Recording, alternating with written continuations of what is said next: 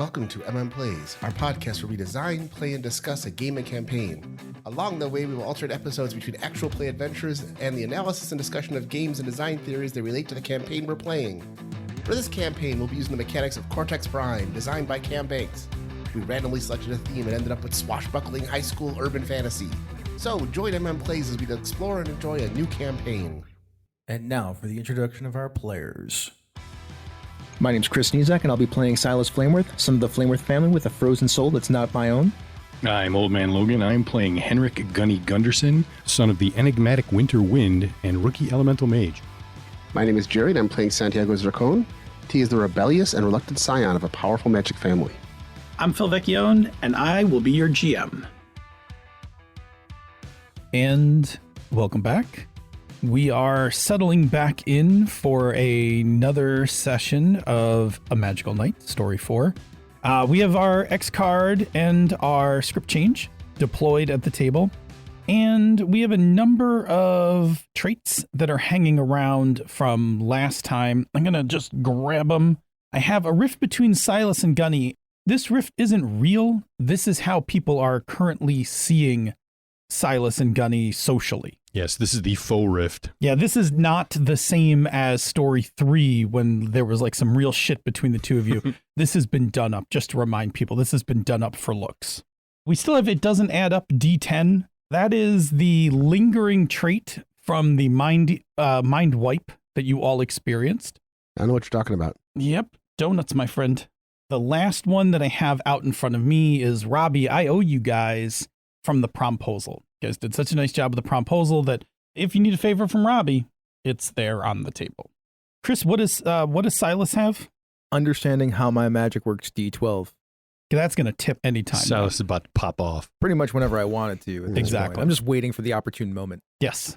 Go ahead, Gunny. Yeah, easy money is easy, baby. Oh, yeah. That's a D6. I feel like it should be higher. And that's good because we're going to start with you. Ooh. We're going to open up on Gunny, having successfully cast the ritual and has charged up the Amazon card. I think you had said, correct me if I'm wrong, you were ordering some stuff? Yeah, I bought a very expensive KitchenAid appliance and had it sent to Gabby to prove that I had done the thing. Yes, excellent. Yeah, when it arrives, Gabby hits you up on Discord and is like, nice job. Thought you'd appreciate that. Keep a lookout on your email. You're going to get a calendar invite coming up soon. I will keep an eye out. And actually, it's only like an hour later. You get an invite for this coming Saturday to go to the Galleria. And it's from somebody named Paula Blair. Okay, that's a new one. It is a new name. It's not one that you recognize, but Paula Blair is inviting you to the Galleria to meet up at 10 towards where the Apple store is by Five Guys and all of that stuff. Okay. And I'm just going to cut us right to it. First question, how do you get to the Galleria? I will probably call T and say, T, what are you doing? Can you give me a ride? Yeah, of course. Where are we going? I need a ride to the Galleria. Oh, all right. How's it over there? I can use some teriyaki chicken. So between you and me and your steering wheel there, T, I'm meeting up with someone named Paula Blair. Never heard of her. Yeah, she's apparently part of the whole worm thing. Oh, okay. After I successfully proved that I did the magic, Gabby told me that I would be getting an invite, and so I'm meeting this person at the Galleria for unknown purposes. All right, then I should probably drop you off and then not hang out at the Galleria. I mean, you can be there at the Galleria if you want to go get some chicken, but just don't be like right there where I am. I'm going to go up to food court then. I'll be out of the way. All right. Appreciate the ride. Yeah. At one of those like little spaces with the seats, you make your way in and there's this woman. She's probably in her 20s, so a few years older than you. She is very well dressed, designer skirt, designer blouse, long black hair, and she's sitting in the chair as you walk in. And she waves to you. I do the quick, like, look over my shoulders to make sure she's not waving at somebody else. And she like laughs and smiles. And then she like, you point to yourself and she waves to you. And she stands up, puts her Starbucks cup down, and she extends her hand and she's like, Henrik, is it? Yes, Henrik Gunderson. Although Pleasure to meet you. people call you Gunny, right? Yes. Would you prefer if I called you Gunny? You know, if you want to go more formal, Henrik is No, fine. But we don't- most of my acquaintances call me Gunny. I'm less interested in being formal and more interested in you being comfortable. Okay. My name's Paula. I am also part of your guild. Okay. I have more of an administrative role in the guild. Oh, okay. But Gabby referred you to me. So I'm here to talk to you about an opportunity. Okay. But first, I hear that in a couple weeks you have prom coming up.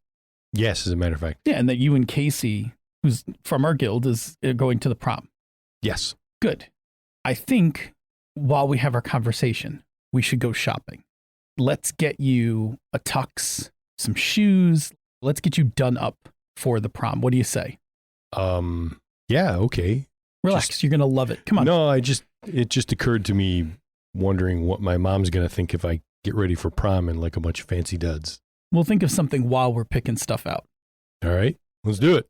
Yeah, we'll do that. And have you eaten any lunch? Because I thought maybe we could get some lunch. Is there anything else you need while we're here? I mean, the Apple Store's here. There's Best Buy.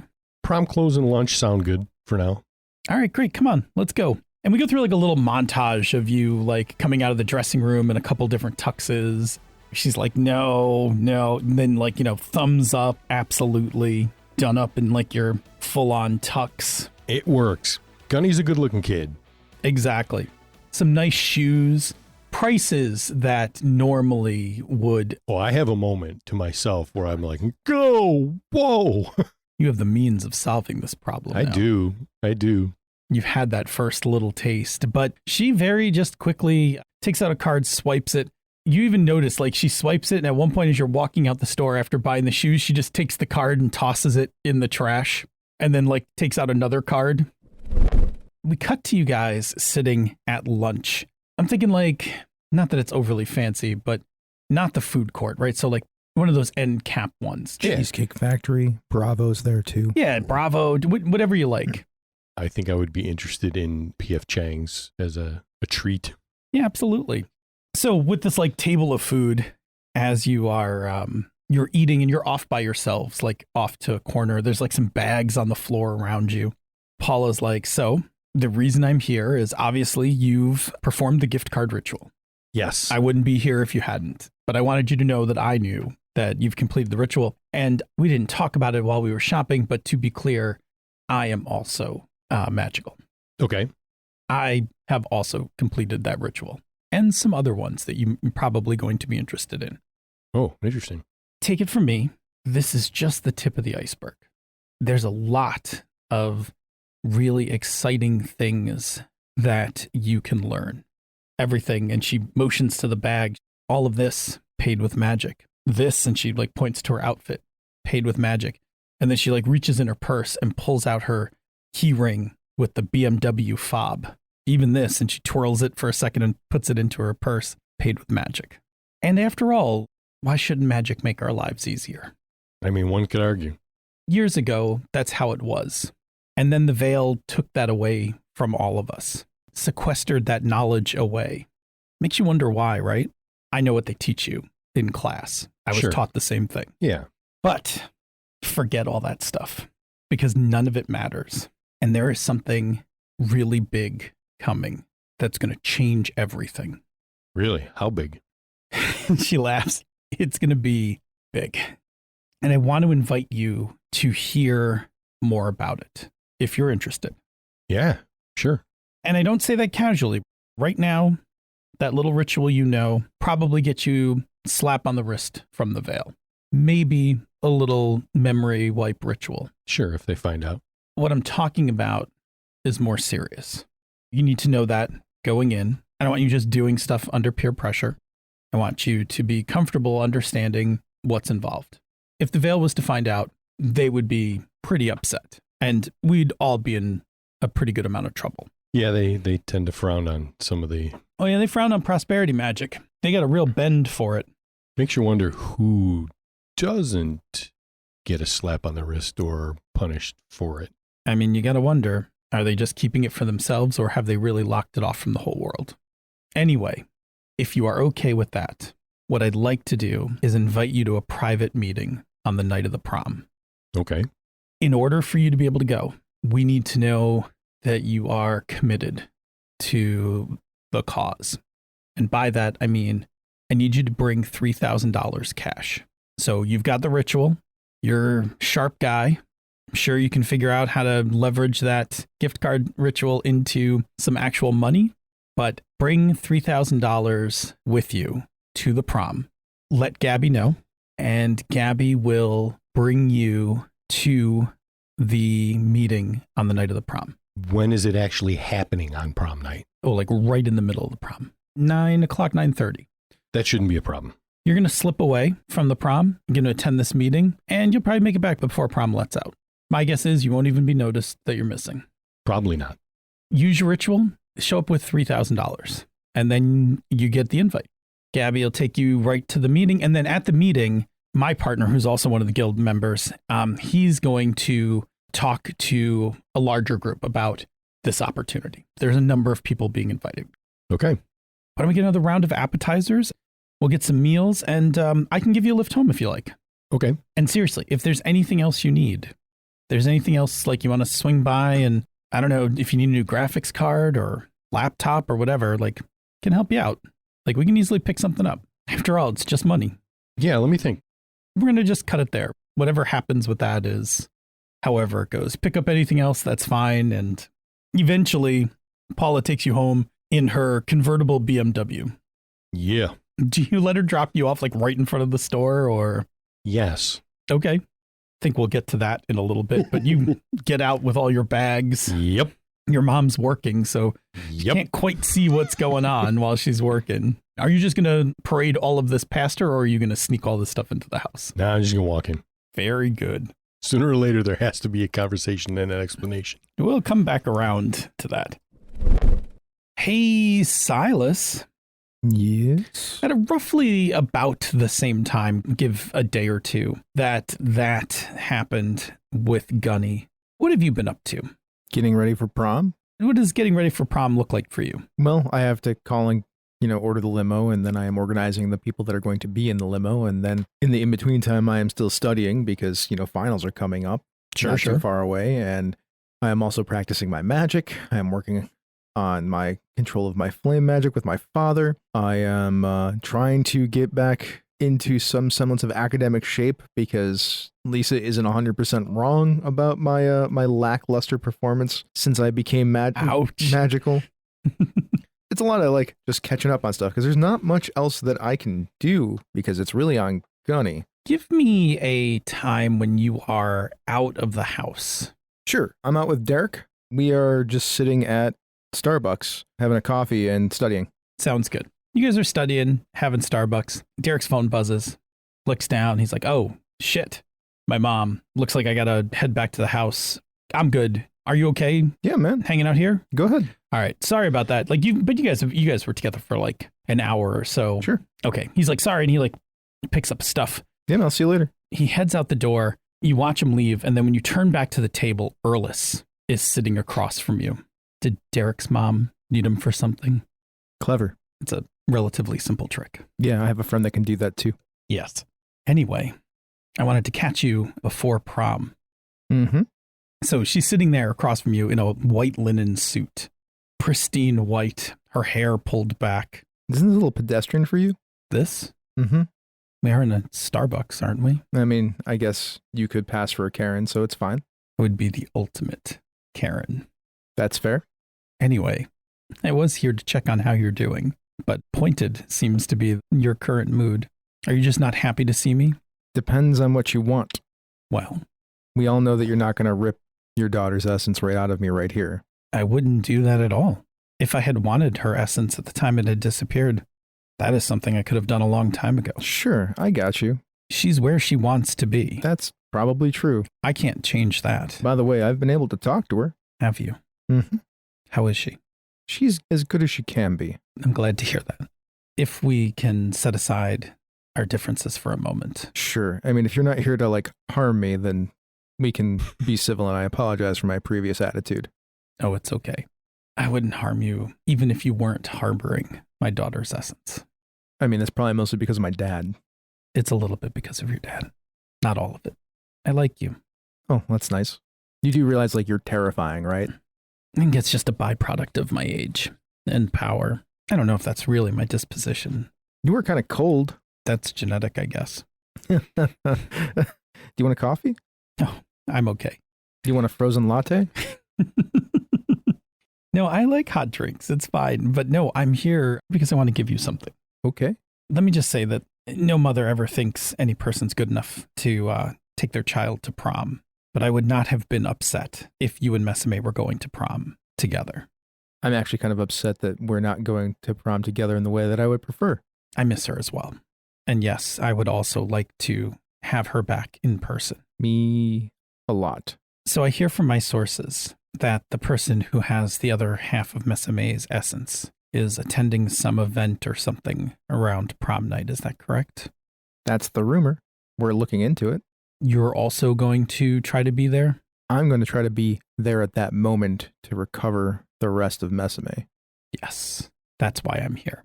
You and I want the exact same thing, which is to bring Meseme home. Well, I also want to bring the people who did this to justice, not death. Not vengeance. It's okay. Vengeance is a game for the patient.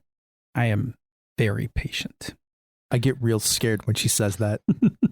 The room is like noticeably colder as she says that, right? Like they're just a few degrees colder when she says that.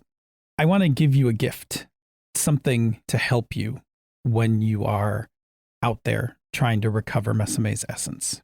Okay. And she reaches down and she has a handbag and she takes out a box and puts it on the table. I peek inside the box. It's a boutonniere made of ice. Don't worry, it won't melt. A little conspicuous, don't you think? It passes crystal. That's fair. I mean, that kind of goes on brand with me, I suppose. It's pretty ornate, but I think it'll look good on you. I wasn't trying to go all rich kid to this thing, but I guess if it's important, what does it do? At the time you need it, throw it on the ground and break it. And It'll help you. by Really, it'll depend on the situation. So try to be clear in your intentions when you break it. how much of the veil am I going to wreck when I do this? I'll take care of what happens after that. You're not going to get into any trouble. Veil wrecking ice boutonniere. Veil straining boutonniere. My magic isn't that clumsy. I really hope that I don't have to use this, but I'm glad that I have it. I can't go with you, so I need to make sure you have the best chance of success as possible. This will help you. Thanks, I think. I feel like you still don't trust me. That's not going to harm you. It's going to be of help. I actually don't think you're going to hurt me at all. It's not about that. It's about collateral damage. It's about the destruction and straining of the veil and all the people that are around that are normal. Let me ask you a question then. What is your limit to rescuing Meseme? Would you not break the veil? Would you not harm another to get her back at this moment? If that essence is just outside of your reach, as close as I am to you, what are you prepared to do to recover my daughter? It's more about what Meseme could live with. That to me is an acceptable boundary. I don't think Meseme would be okay with somebody else dying for her. That is where Meseme and I will differ. I will do anything for my daughter, and I would like you to do almost anything. But to make sure that you have the help you need, that boutonniere will help you. I take it. I put it in my satchel. Excellent. Urlis, I'm not a killer. I don't need you to be a killer. I'm old. I will live a long time. Some mid-range prosperity mage isn't going to escape my grasp eventually. In the short term of it, if you are in front of that vial of essence and you have a choice to do anything or grab that vial of essence, all I care about is you grab that vial of essence. Everything else can be sorted out later. I don't say anything. I just sip my latte. And of course, if anything happens, I will speak to your father. I look around and see all the people have like spread away from us. Not even on purpose, just like... People have put on like sweaters and things like that. All right, well, then I'm going to go grab myself a latte and head off. And she like picks up her bag. Good luck and call me. Sure. She heads over to the counter, places an order for an iced latte, and then walks out the door. God, I hate when these things happen. That woman is not the least bit terrifying. That's not what I realize this did not pass by Chris, but it may have passed by Silas, that her mom, not counting the gifts she gave you, twice gave you the "you're good enough for my daughter" I know. thing. I'm Like, aware. Twice. I'm aware. No, I'm saying I don't know if Silas is aware. Silas of is that or also aware. not. Okay. I'm like, that's like some big shit for a mom. Silas is also concerned that she's playing him because she's Urlis. She's been playing these games for hundreds of years. Silas is aware of that. Yep. I love her so much. Hey, T, where are you and Bo? We are out in the Grove after Junior Guardian meeting. Nice. Okay. We've been dating for A couple Probably- weeks now. probably about a week. He's got a lot of things on his mind. So it's a nice day. And I mean, the Grove is always temperature controlled. So it's even nicer in the Grove. And everybody clears out. And Ms. Cortez is like the last to go. And you two are just kind of hanging around. And she's like, don't stay too long. Oh, you guys don't need an after school bus. Never mind. See you in class. And she like picks up her bag and heads out towards the parking lot. T like puts his hands behind his back and just kind of walks around for a second, keeps looking to make sure that everybody's gone, and then looks back at Bo. Hey, we need to have a talk. we should take a nap. A nap? Yeah. Okay. I didn't say we couldn't have a talk. We should take a nap. She smiles at you. Okay. That sounds wonderful. I should have brought a second pillow, but I think we could just share this pillow. Okay. He'll lay down and lean down, and then he'll like put his arm around her so she can like lean in on him and use him as a big Yeah. giant stuffy. She casts something as you guys go to sleep. Where do you wake up? You are now dreaming. I'm now dreaming. Considering what is coming up, we wake up in the empty Creekside Hall. It's just bare floors, bare walls, no tables, no chairs, just a big empty room. You're both just standing there Mm-hmm. and just appear in the middle of the room. Bo looks around and is like, interesting. I would have thought we might have been in like some sort of call of violence board or something, but sure, this is strangely empty. It's not what I was expecting, but it makes sense. Are we in my dream, your dream? Think of it as our dream. Okay. Anyway, I know you wanted to talk. Mm-hmm. Honestly, I always get nervous in person, like having discussions and things like that. Ever since I gained my powers, I find that shared dream space just seems like a safer, nicer place to have conversations. Like, do you want a chair? Like, and there's a chair next to you. Do you want like something to drink? No. And he reaches out and like takes her hands in his gently. A beanbag appears behind her, but she doesn't fall back into it. She just stands up. Uh-oh. It's nothing bad about you. Oh, It's about me. okay. I want to take you to the prom. Really, really badly. I mean, we're kind of standing in it, so Yeah. But there are things that I haven't told you. seems ominous. And when I'm done, you may not want to go to the prom with me. And I want to give you that option. Nervous, but I respect that you want to talk to me about this, so I'm going to take a deep breath and go ahead. I'm listening. You deserve to have the prom be a magical night. And if going with me, it might not be all the things that you've always thought the prom was going to be. I mean, if this is because you can't dance, like, it's okay. We can just do a couple slow dances. It's nothing that easy. Like I said, I really want to take you to the prom, but that's not the only reason I'm going to the prom. Oh, I've not ever been lying to you, but I've been keeping some secrets from you. And you're important enough that you need to know what my intentions are so you can make your own decision, because I don't like keeping secrets from you. okay. I'm going to the prom because there is a major veil-related issue that's going to be going on there. Really? Yes, there are some prosperity mages that are going to be performing a ritual just after the prom. Really? Some of them are our fellow students. Wait. Are you going undercover? Sort of? Are you on an undercover veil mission? Sort of? That is amazing. Wait. Are you saying that if I go with you, I can go on an undercover veil mission? Yes. Oh man, all I've ever done is like run down wayward elementals that are like rummaging through garbage. I've never been on an actual undercover mission. You know that Silas's girlfriend, Meseme, went missing. Well, she was sick. She went missing? Yes. Somebody stole her essence. What? They sucked it out of her body. I heard she got mono. No, she got nearly killed. Part of her is in Silas. He's keeping her alive. Oh my God, that sword. Yes. And like this like ice sword erupts out of the ground. Oh my God, that's her? That's part of her. The other part is being held by the prosperity mages, and we're going to stop them and get her essence back. Prosperity mages undercover missions? Is this because of Silas's dad that you guys are like on some sort of inside track for cool missions? No, it's because this is personal to Silas and we're not going to let him down. That's why. It sounds awesome. Okay. So what do I do? You come with me to the prom and you be you. So I get to go to the prom Yes. and I get to go on an undercover mission at the prom? Yes. And after the prom. All right. Let me think about this for a moment. Yes, I'll do it. Okay. Now, I have a few questions for you. Mm-hmm. So clearly Silas is in on this. Yes. What about Gunny? Yes. But he's got a beef with Silas. That is part of the undercover mission. Gunny is going undercover to join the prosperity mages to get information on when this is going to actually occur. There are prosperity mages in our school?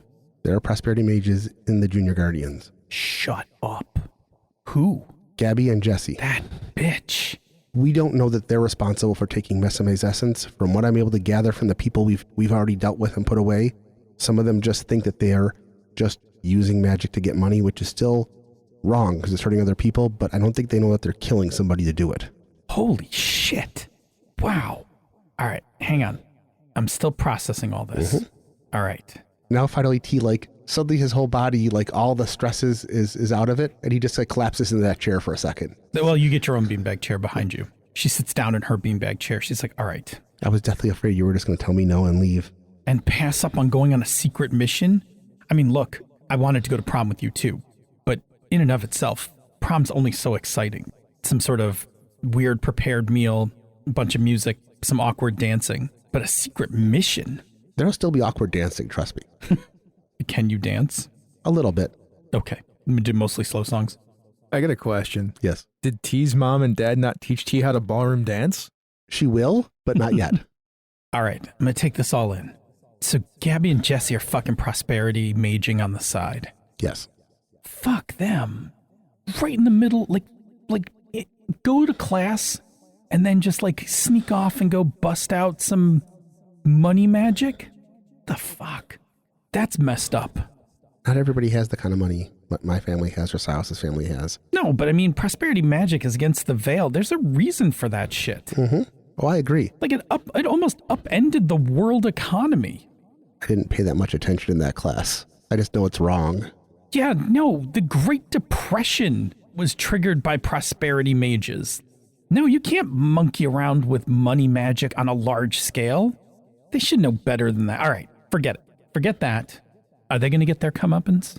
Probably. At the very least, we know who they are. All right, so what do we do at the prom? Right now, we just act normal, watch Silas, keep an eye on the prosperity mages we know. I'll tell you who else we know. And just act natural until things go down. And then when things go down, we back up Silas and do whatever it takes to get Meseme's essence back. Yeah, I can do that. I have a couple questions for you. Yeah. I know you've told me that your magic happens when you sleep. You've told me that in the past. Are you able to jump into anybody's dreams like this? Can I? Yes. Ethically? No. Invading people's dreams is a pretty heinous invasion of privacy. Shared sleeping like this, like shared dreaming, which I haven't done with too many people, but shared dreaming, when people agree to it, yeah. Could I invade somebody's dreams if I did a ritual? Yeah, I could do it. I'm not asking you to do that. I was just concerned. No. I mean, curious about no, it's what a your thing. dreams It's just, it's a thing I don't do lately. Plus, people's dreams are really messy. So like when we're shared dreaming like this, we have equal control over this dream, right? Because we shared it together when we went to sleep. But if I go into somebody else's dream, I am a visitor in whatever hellscape of poor mental health that person is. So the more fucked up they are, the worse the ride is for me. But you could learn things. I'm not saying for veil purposes, I haven't been asked to do it before. I don't like it. But I can do that. In the awake world, my powers have some functions. I can make people fall asleep. That's pretty easy. I can also pull nightmares and like wishes from people's subconsciouses. Like make them see them and stuff. I don't really like doing that too much either. It's pretty invasive, but it can. Like, I know how to do it. Okay. The other question I have is, now I know you're going to prom, would you like to come meet my mom this week? I'm sure she'd love to meet you. Yeah. I mean, sure. Do I need to do anything in particular? Should I? Just be you. Don't hold anything back. Oof. It's a large order. You sure? Listen, she's either going to accept you for who you are, or she and I are going to have words. I love my mom. Oh, you're very sweet. Shouldn't have words with your mom, though. Oh, I didn't say to be nasty words. We just have words. I'll do my best. But Okay. sure, I'd love to come meet your parents. And your family. Don't you have a bunch of siblings? I do. They're a lot. I'm an only child, which is probably good because, you know, having a bunch of siblings dreaming all around me, probably a mess. Having parents dream near you is a mess. I can't imagine. When my powers first manifested, I didn't quite have control over them. There were a few brushes I don't want to talk about. I'm sure I'm going to have to go to therapy at some point. My parents haven't always been discreet either. Anyway, and he turns around this time, like the entire hall just kind of fades away. And now we're in like a very comfortable, like a stylized version of the Grove. Very comfortable. Mm-hmm. And he'll slide over and sit next to her in the beanbag chair. Yeah, her beanbag chair just gets bigger until it fits both of you. She's like, you know, we don't have to nap all day, but my safest space for having conversations is shared dreaming. Plus, if you were going to break my heart, I was going to terrorize you with a bunch of nightmares. So once I was here, I figured you could do that and knew you wouldn't. She laughs. She's like, we can wake up. Are you ready? Yep. So yeah, Gunny, cut back to you coming through the door. You've got like a bunch of bags. And I mean, like, these are like the fancy department store bags. And there's a bunch of them. Did you stop at Best Buy or anything on the way? No. Okay. So anyway, you have like that, like you have a P.F. Chang's bag because you guys ordered a ridiculous amount of food. And then she was like, you know, oh, just take it home with you. Henrik Gunderson? Hey, Ma. Did you rob the mall today? No. But I knew that I shouldn't keep these things from you, and sooner or later I would have to explain. So I figured I would just walk in with these and just get the conversation going. oh my God, did you get another part-time job? I did not. It's actually a little weirder than that, but also I know you've been working all day. If you're hungry, I have some Chang's leftovers. Yeah. You absolutely can have whatever you want. She like rummages through, finds a container, just takes it out and like grabs a plastic fork and starts eating. She's like, all right, now start talking. Now that you've buttered me up. First, I met this girl. Oh, really? And she stops like mid-bite. Yes. Go on. And she's cool. What's her And name? Her name is Casey. Casey. Is she go to school with you? No. Okay. How'd She you meet her? She actually dated T for a while. Oh. And it didn't work out. They just, you know, like they liked each other, but they weren't really, you know, Sure. vibing, whatever. And then I don't even remember. We just, you know, hey, would you like to meet Casey? And I'm like, cool, let's meet Casey. And we hit it off. Okay. So I asked her to go to prom with me. You're going to prom. Yes. Okay. Which brings us to the bags. Yes. Casey's family has money, and they wanted to make sure that we could just do prom and have a good time. And so they said, we want to buy you some stuff. Believe me, I protested for a little bit. I see. But part of me was like, if they're going to be generous, do I really want to say no? And so they bought me a bunch of stuff to go to prom. I see. She looks a little dejected. I have some money saved up just in case you might have been going to prom. I will give it to you. You can pay them back. Okay. Now, in order for you to bold-faced lie to your mother like this and get away with it, it's going to require an actual test. Of course it will. Your mother is represented by a difficulty of D8 and has the distinction, I am your mother. Of course she does. You're going to lie to her. She might have some insight. Yes. But go ahead, because you do need to lie your way through this. Oh, yeah. This is straight up emo. That's a 10. This is straight up school. That's an 8. I have a D6 relationship with my mom. You should definitely use that. I have a distinction called I can't disappoint my mom. I'm not sure which way that one goes. Yeah, I know. Either. That's why it's good. Yeah. Well, you definitely can use that. You could D4 that one for a plot point. I have 3 plot points already, so I'm going to hold off to that. But my special effect for I can't disappoint my mom is I can step down the highest trait die before a roll to allow a reroll of any single die in the pool when making a check related to mom. Ooh. Good special effect. I remember writing that. Yeah. Thank you for that one. That's a good one. So that's the highest die is a 10, so that becomes an 8. I'm sure you're using the D6 against me. Easy money is easy, maybe? You know what? I will use it because I think you're just not being very serious about this expenditure of money. Whatever, it's just money. It's starting to worm into you. Moving that one away, I have a total of 10. I have a 13. Well done. You've successfully lied to your mother. And I feel terrible about it. Do you have any ones? I do not have any ones. Alrighty. Do you want my one? We're going to do that. I'm going to buy your one. Yes. I would like to say that this is, she totally bought it. Usually you buy down something on the table. No, you can buy an buy aspect one? for a D6. All right. Yep. Okay. You do it all the time to us. All right. Let's do that. You're going to buy up. So in case I need to weave any other tales in relation to this. You have to pay another plot point if you want it to exist for the rest of the story. Yes. That is a good reminder, and I have the point for that too. okay. All Otherwise, it would only last for the scene. Mm-hmm. All right. Mom totally buys this. D6. That's yours. Since you paid a plot point, I'm going to let you decide when she totally buys it. Does she not worry about giving you the money, or is she going to give you that money? Oh, I'm sure she still feels like she needs No. to. You won this and you've paid for the trait. If you do not want her to give you the money to reimburse Casey's parents, you can just say so. Yeah, we'll run with it as it is, and she relents. She backs off that. Okay. What she does do, right? So when she looks at you and hears the story, well, that was very generous of them, and that's very nice. Since we don't need to pay them back, she takes $100 off of the bills there. Why don't you and Casey go out to dinner or something like after the prom or whatever? Like, just make sure that like whatever else in terms of after party and all of that, that you guys have a good time. Okay, thanks. I think we can arrange that. At this point, like she just gives you the 100 like to make sure that you're covered for all of prom. I appreciate that. Thanks. Okay, and then she tucks the rest of it away back into like the safe that's in the in the store. Also, there's an also. Yes, there has to be an also. Okay. Because I just dropped the bombshell on you that Sure. I met a girl and we're going to prom. Yeah, and I'm assuming the also is you'll be bringing her by so I can meet her? Yes. Also. I figured you would probably want to meet her.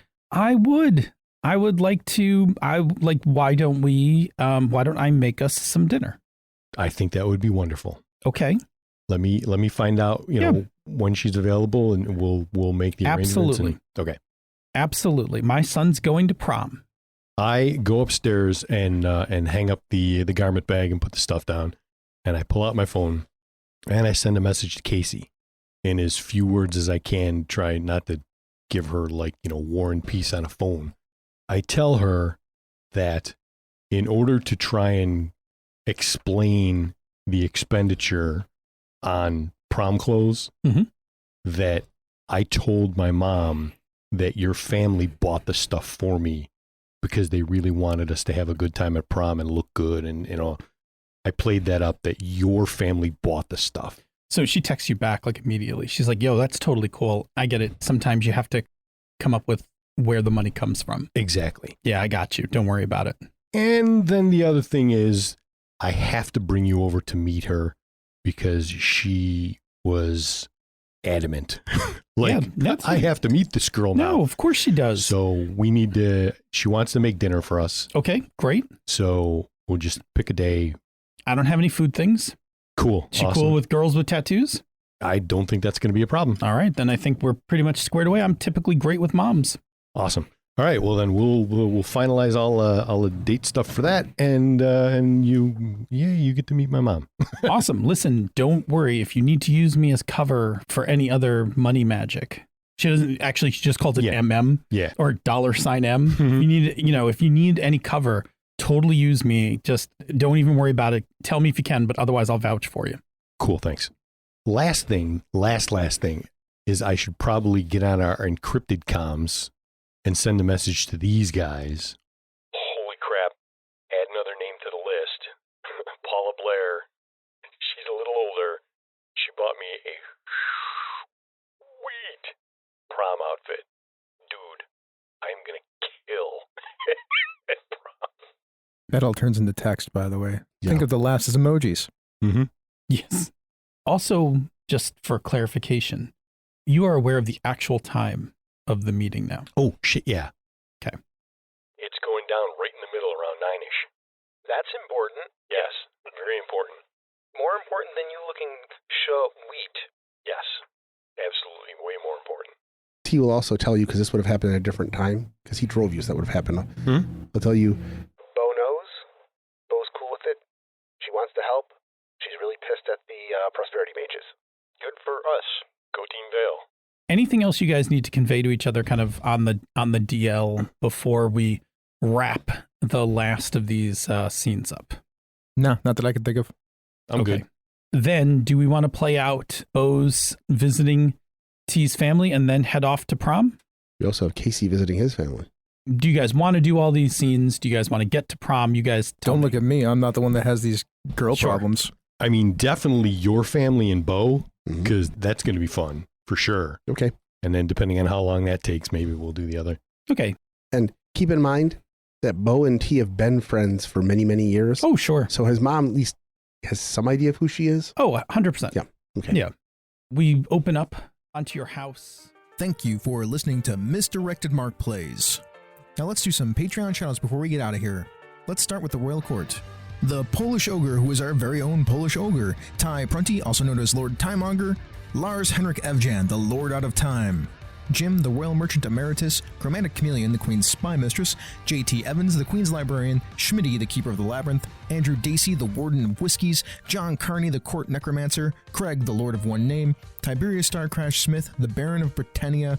Eric Bonts, the Weregator. And Kevin Lovecraft, the Royal Beard. Now, we have a bunch of other patrons that get a shout out here too. Thank you so much. John, Chris Constantine, Miko Froelich, Eric Simon, Athelus, Not That Billy Mitchell, Fiona, Kathleen Halperin, Christopher Gamelk, Michael Beck Esperum, Joseph Knoll, Carlos Hepgalema, Michael Draper, Alice Kira, Jim Fitzpatrick, Brantley Harris, Steve Radabaugh, Rory McLeod, Ninjabi, Richard Wyatt, Joseph Peralta, Brian Kurtz, my Brett, not my Brett, but somebody's Brett, Chris Steele, Jared Rasher, Eileen Barnes, and Brandon Barnes.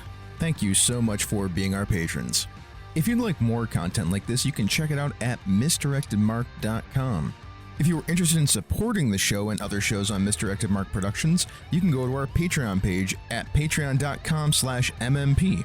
You can get a whole bunch of stuff there, including extra bonus podcast episodes, material concerning this game, The Children of the Shroud. That includes character sheets, our game rules, some of our setting stuff, and Phil's thoughts from behind the screen. If that's not your thing, then you can just tell a friend about us. We'd greatly appreciate it.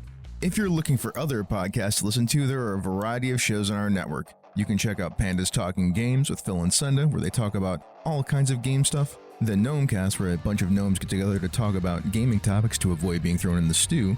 And Thaco with Advantage, where Ange and Jared talk all about D&D. They're going to talk about it anyway, so why not record it? If that's still not enough content for you, we have a number of other podcasts that we recommend and are friends with. The Tabletop Bellhop, your board game concierge. The Knights of the Night, an excellent AP podcast. Mastering Dungeons, where they talk all about D&D if you want some more D&D stuff. And How to RPG with Sean P. Kelly. You can catch that on YouTube. He's live on Saturday mornings. I'm often in the chat room there. Well, this has been a Misdirected Mark production, the media arm of Encoded Designs. Mic drop. We out.